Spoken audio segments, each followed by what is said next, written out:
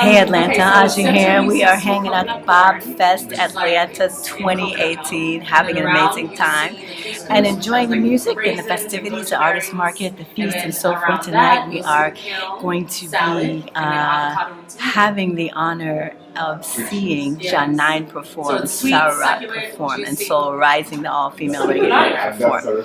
And lots of amazing food and people and art and just love, pure love. So glad to be here. This is Ahzjah reporting for iJourneyTV, and we will bring you more on BobFest ATL 2018.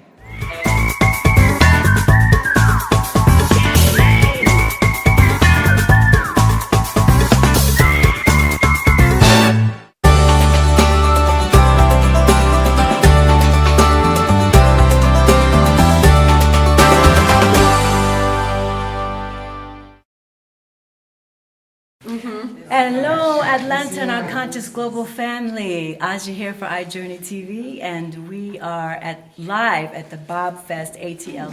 I'm joined by Jah9, who was one of the headliners for the program or for the festival this year. How you doing, sister?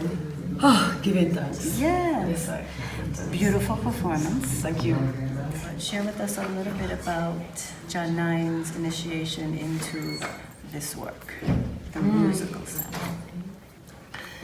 I always think I was prepared like my whole life for the journey that I'm on now.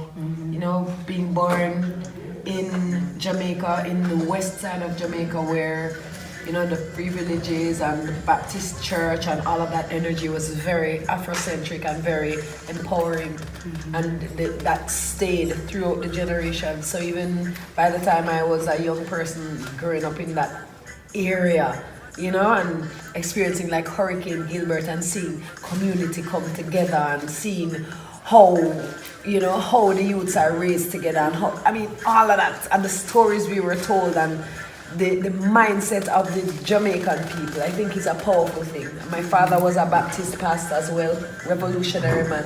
My mother was an educator, both servants, and so I grew up understanding the importance and the reward that is service, you know?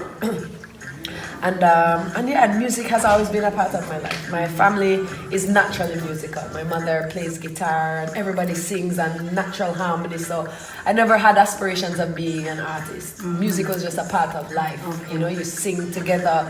We were a very close-knit family. And then I moved to Kingston from the West, and Kingston is very different from, you know, the country. Yeah, man. Kingston more like North America, more influenced by North America. You know, cable TV and all of that. And so it was a bit of a culture shock when I got to Kingston. And it started to let me turn more into myself and do more introspection, because I realized how different I was from the other children. And I had always been writing since very early, because I was reading since very early, and I was exposed to literature. I mean, Bible and hymns and all of this. Like, there was a lot of reading involved in being a part of church. So, you know, and so I had that appreciation for words and stanza and, you know, verses and all of that. And it was a solace for me to have a way to express myself. And poetry was a very big part of my development. It was how I journaled my life. It was how I tempered my, you know, emotions, exactly. And so music was there, poetry was there. These were two independent things. I was singing on multiple choirs at a time, and I was writing poetry, but it was when I was introduced to instrumental dub and roots music that I really started to put the two things together.